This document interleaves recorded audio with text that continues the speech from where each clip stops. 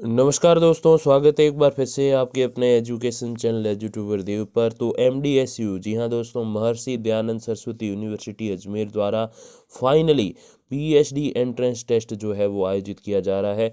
अगर मैं गलत नहीं हूँ तो ये तकरीबन 3 से 4 साल पहले 2018 के आसपास जो है वो आयोजित किया गया था। 2016 वाला नोटिफिकेशन भी मैंने देखा था।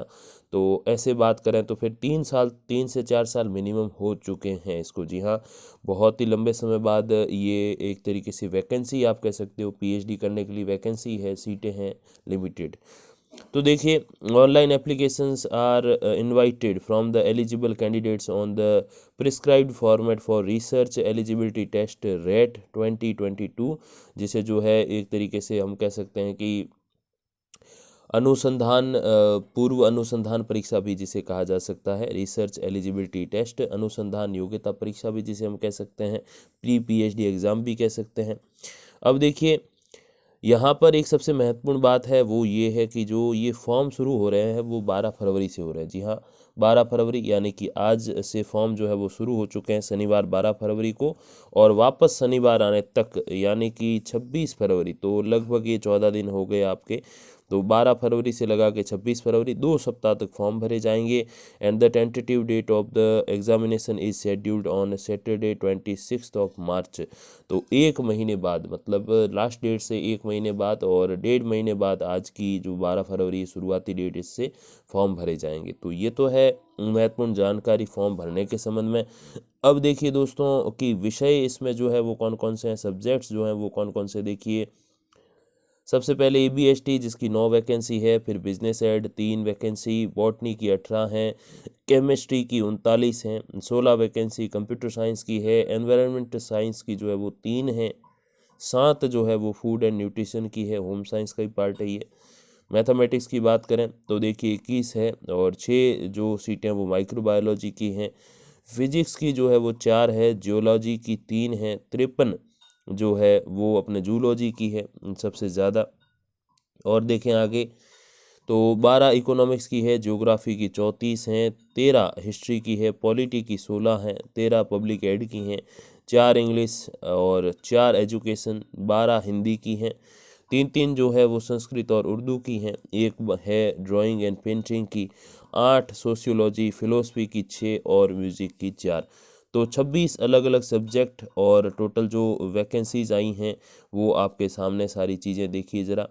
तो ऐसे करके ये डिटेल दोस्तों रहती है। अब अगर हम लोग देखें कि सबसे जो ज़्यादा सीटें हैं, तो देखिए सबसे ज़्यादा सीटों की अगर ऐसे बात की जाए तो 53 जो हैं वो सबसे ज़्यादा जूलॉजी की है, और सबसे कम तो फिर एक है, देख सकते हो आप, ड्राइंग एंड पेंटिंग की, चित्रकला की।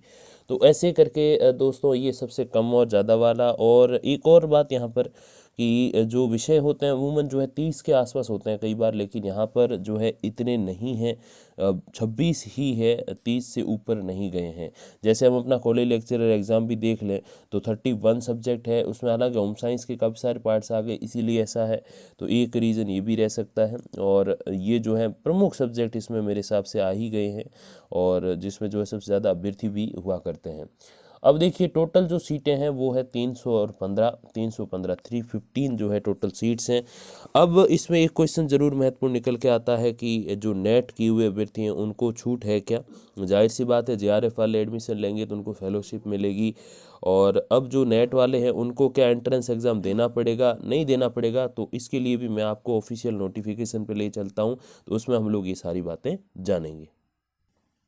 तो देखिए दोस्तों, ये है वो नोटिफिकेशन जिसके अनुसार आप शर्तें समझिए। जैसे नॉर्मल आपको नेट करना है तो मिनिमम आपको पोस्ट ग्रेजुएशन यानी कि MA MSc या MCOM या इसके समकक्ष जो भी परीक्षा होती है PG की, उसमें 55% चाहिए होते हैं। वैसा ही यहाँ पर एक रूल है, देखिए, a candidate seeking admission to the degree of doctor of philosophy PhD must have obtained master's degree with at least 55% marks at the post graduate examination of the university or equivalent examination recognized by the university in the subject or in any allied subject for pursuing research. Relaxation of 5% in the eligibility marks will be given to SC, ST and differently able candidates as per rules। तो यहाँ पर देखो 5% की जो छूट है वो केवल SC, ST और जो अपने दिव्यांगजन होते हैं उन्हीं को ही है। तो OBC को, EWS को, MBC को, इनमें से किसी को भी जो है ये छूट यहाँ पर प्रदान नहीं की गई है और 55% आपको चाहिए होंगे, पहली बात।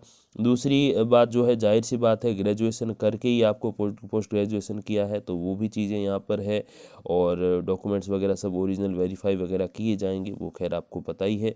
और for teachers having been recruited before 1986 and working as a permanent teacher is in an applied college for the relaxation in eligibility condition may be considered by a committee appointment by the vice chancellor। तो vice chancellor committee बनाएंगे तो जो permanent teachers हैं तो उनका जो relaxation है वो निर्धारित वहाँ पर करेंगे। तो ये कुछ एक रूल है, लेकिन एक आम अभ्यर्थी को मिनिमम 55% चाहिए वहाँ पर जो है आगे बढ़ने के लिए। अब देखिए, The degree of Doctor of Philosophy shall be awarded in the faculty. A candidate is required to decide the faculty in which he wishes to pursue research at the time of filling up the application। मतलब जब आप application form fill करोगे तो उसमें आपको fill करना पड़ेगा भाई आप किस में रिसर्च करना चाहते हो, तो वो सारी चीज़ें उधर होंगी। और देखिए, अब वो नियम जो मैं समझता हूँ कि एक बहुत ज़रूरी है आपको जानना। तो देखिए, फिर रिसर्च एलिजिबिलिटी टेस्ट रेट, इसका फुल फॉर्म आपको पता ही है। तो रेट जो है वो 2 पेपर्स ऑफ 100 मार्क्स ईच, तो मतलब 2 प्रश्न पत्र होंगे और 100 नंबर्स जो है अंकों के होंगे। The duration of each paper shall be 1 hour, तो 1 घंटा होगा, एक घंटे का एक पेपर होगा और 100 मार्क्स होंगे टोटल, मतलब 2 घंटे 200 मार्क्स का जो है पेपर होने वाले। Paper first shall be general paper and teaching and research aptitude, and the paper second shall be from the subject selected by the applicant. An applicant who does not appear in the paper 1 shall not be allowed to in the paper second. तो यही rule है जो अपने college lectureship में अपने assistant professor हुआ, वही same बातें यहाँ पर भी है कि आपको दूसरे प्रश्न पत्र में तभी बैठने दिया जाएगा जब आप पहले प्रश्न पत्र में बैठे हो। तो यही अपने था इसमें कॉलेज लेक्चरर में कि 3 जो प्रश्न पत्र है, फर्स्ट सेकंड अपने जो विषय वाला है वो, और एक जो अनिवार्य वाला है GS of Rajasthan, general studies of Rajasthan. तो वो तीनों में बैठोगे तभी आपको इंटरव्यू के लिए कॉल आ सकता है, नहीं तो नहीं आएगा। और देखिए, पेपर जो है paper first and paper second shell consist of 50 multiple choice question, यानी कि 100 अंक होंगे और 50 प्रश्न होंगे। तो एक प्रश्न जो है वो 2 अंकों का होने वाला है। और देखें तो देखिए, और there will be no negative marking, तो इसमें नकारात्मक अंकन बिल्कुल नहीं रहेगा। और देखिए, the questions for paper first and second shall be based on the syllabus of national eligibility test NET of UGC CSIR in particular subject selected by the applicant. तो यही है कि जो इसका सिलेबस रहेगा वो किसके ऊपर बेस्ड रहेगा, नेट के ऊपर बेस्ड रहेगा, और जो कि नेट करवाया जाता है UGC या CSIR के द्वारा। अब देखिए, marking response for question paper देखिए तो, और उसमें नेट में भी नहीं होती माइनस मार्किंग, तो सेम यहाँ पर भी है। अब देखो, यहाँ पर मिनिमम मार्किंग का कुछ एक रूल है, ये देखना बड़ा ज़रूरी है। देखिए, जनरल एंड OBC जो कैंडिडेट्स हैं उनको पेपर 1 में 40% और सेकंड में 40% स्कोर करने पड़ेंगे, और जो एग्रीगेट दोनों का मिला के जो पासिंग मार्क्स होंगे वो आपके 50% होने वाले हैं। और देखिए, फिर OBC की बात करें तो जो OBC नॉन क्रीमी लेयर के, तो देखिए, तो क्रीमी लेयर किस में आएगा, फिर वो तो जनरल के साथ ही आ गया, उनको कोई बड़ा आरक्षण मिलता नहीं। तो creamy layer non creamy layer वाले जो है उनको 35% आरक्षण है, और ऑन एन एवरेज उनको जो स्कोर होना चाहिए वो 45% होना चाहिए। और फिर देखें SC ST और PH का, तो 35 फर्स्ट सेकंड में, और एग्रीगेट पासिंग मार्क्स जो है वो 40% होने चाहिए। अब देखिए, ये मैटर जो है वो है अपने criteria for declaration of result, तो ये परिणाम के संबंध में है। अब देखिए ये भी समझ लेते हैं कि एंट्रेंस टेस्ट जो है उससे एग्जाम्पशन है कि नहीं है। तो देखो ये फिलिंग ऑफ डाटाबेस परफॉर्म, वो तो आपको पता ही है खैर। अब देखो entrance test, there shall be an entrance test namely research eligibility test once in a season based on the availability of the seats with the registered research supervisor, for which consent from each supervisor should be obtained indicating the number of seats they prefer to accept the candidates for allocation। तो supervisor होगा या guide जो भी आपको हो, तो वो जितने अवेलेबल होंगे उस हिसाब से वो सीट जो है वो डिवाइडेड की जाएगी। और the director research shall be issues a notification to the effect in the national regional newspaper and also the university website indicating the numbers of seat. तो वो नंबर्स ऑफ सीट जितनी है उसके बारे में वो जानकारी मिलेगी, ठीक है। अब देखो आपको जैसे वो गाइड या जो इन सुपरवाइज़र का है वो मिलेंगे तो उसी के अनुसार सीट्स डिवाइडेड होती है। तो जूलॉजी में ज़्यादा इसी कारण है क्योंकि गाइड्स वहाँ पर ज़्यादा है। अब देखो जो एग्जाम्पशन मतलब जो छूट है वो किसको, देखिए the following person shall be exempted from appearance in the RET. तो the candidates who have qualified UGC CSIR JRF examination NET SLET GATE teachers fellowship holder और have passed MPhil programme as per the UGC regulation 2009। तो यही है जिनके पास NET SET SLET GATE वगैरह जो भी JRF तो है तभी तो इधर आ रहे हो। तो ये सब में से कोई सी भी या MPhil भी कोई सी भी योग्यता है तो आपको ये जो है प्रवेश परीक्षा देने की ज़रूरत नहीं है। हालांकि कई सारी यूनिवर्सिटीज़ में जो है ये प्रवेश परीक्षा देनी पड़ती है, चाहे आपने नेट किया हो चाहे नहीं किया हो, जो भी है देनी पड़ेगी। और यहाँ पर जो है वो छूट है। कई यूनिवर्सिटीज़ में ऐसे भी होता है, एक दिन मैंने एक वीडियो बनाया था ये नेट वाले पूरे मैटर पे, जहाँ पर मैंने आपको बताया था कि छूट कहाँ है और कहाँ अतिरिक्त अंकन की व्यवस्था है कि भैया आपको बोनस मार्क दे देंगे, आप एग्ज़ाम दे दो बोनस मार्क दे देंगे, और कहाँ पर जो है कोई छूट नहीं है, आपको एग्ज़ाम देना ही पड़ेगा चाहे नेट है चाहे नहीं है। और फिर परमानेंट टीचर के संबंध में अब देखिए weightage of the percentage of the academic record such as senior secondary graduation post graduation NET SLET SET fellowship and permanent faculty. तो इन सब के लिए एक वेटेज का सिस्टम है और उसके अनुसार फिर अंक जो है वो दिए जाएंगे। देखिए सीनियर सेकेंडरी जो अंक है उनका वेटेज है 10%, तो अगर वहाँ पर आपके 60% है तो 6 अंक जुड़ेंगे।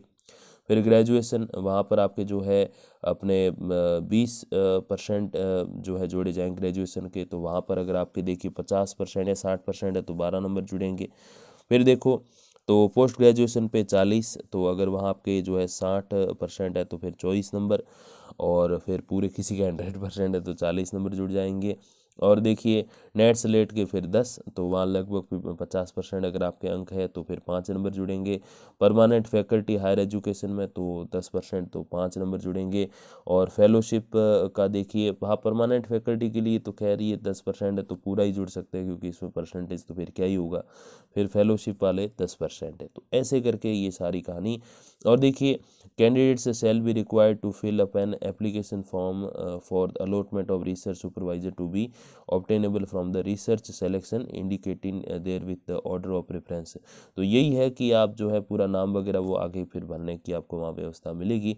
और ये सीट लोकेशन वगैरह ये खैर चीज़ें सारी बहुत ही मैं समझता हूँ नॉर्मल है। और वर्क फ़ी जो है वो 5,000 ये देख लीजिए। The candidates will be required to join by submitting the joining report along with course work fee for RS 5,000। तो 5,000 जो है आपको कोर्स वर्क फ़ी वहाँ पर जमा करवानी पड़ेगी, और बाकी फॉर्म वॉर्म तो शुरुआत में भरना ही है। और बाकी 15 working days centrally in the university with the continuous assessment by the coordinator. तो वो खैर चीज़ें बात की हैं सारी। तो ये आप समझ लीजिए कि नेट को छूट है, और ये ऐसे करके आपके सारा वेटेज जुड़ेगा। और ये कम से कम आपका जो मिनिमम मार्किंग है और योग्यता 55% चाहिए, 5% की छूट SC ST और निःशक्तजन को है। तो यही आपकी सारी योग्यता मिनिमम मार्किंग और छूट वगैरह सब चीज़ें मेरे हिसाब से क्लियर होंगी। और इसके अलावा भी कोई आपका प्रश्न है तो प्लीज़ कीजिएगा ज़रूर, मैं आपको प्रत्युत्तर प्रदान करने की पूरी कोशिश करूँगा। तब तक के लिए धन्यवाद, नमस्कार।